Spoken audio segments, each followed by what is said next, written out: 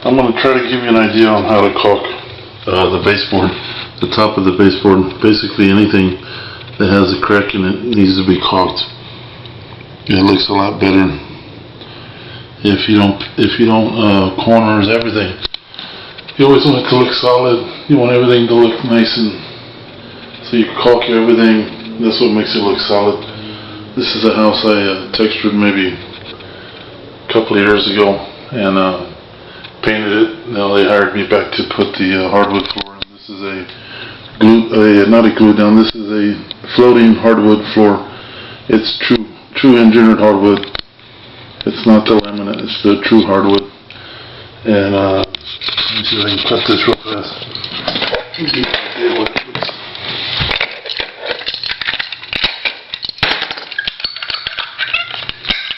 Basically, if you can see this, I just cut a 45 on it at an angle, just like that. You want a 45,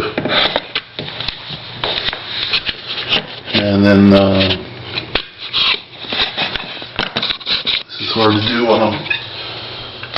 Just to give you an idea, that's where I stopped. I ran out of caulking, so I put another tube on, and basically you can see it coming out right there, and you want to do a nice bead, not too big.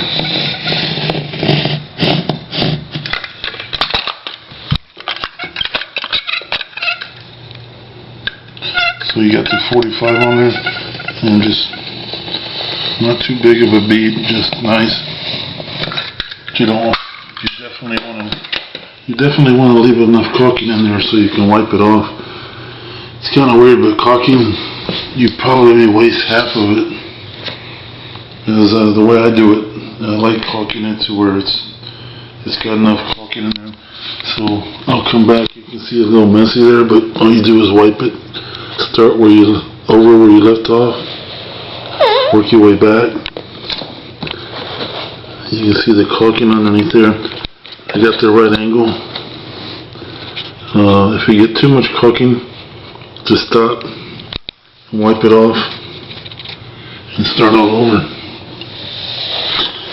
And I'm going slow just so I can show you, but you want to leave enough caulking in there to caulk that crack. So, and if you look at it, it's nice and kind of rounded. It's got a bevel to it. I don't know if you can see it, but so I usually do it real fast, and I'll just run across, and I switch fingers from that finger. I'll switch over to this finger, and that's just usually I use those two fingers. But you want to see how you can see it. It's got a lot of caulking in there, so I'll show you real fast. I'll remove some of it just to show you that there is a lot of caulking in there. It depends on your angle of your finger.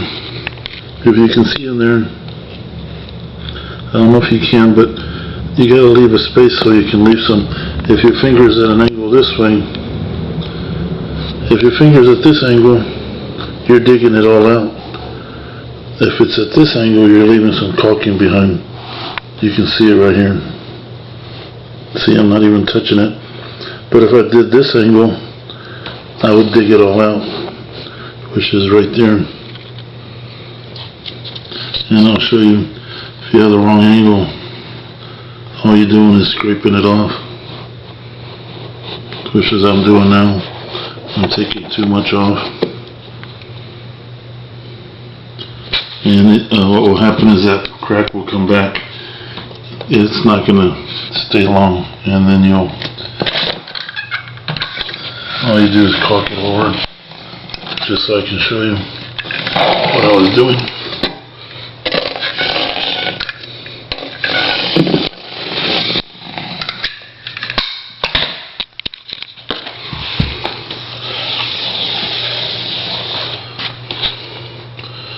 Try not to get it on the wall, but if you do, that was an accident. I gotta paint it anyway.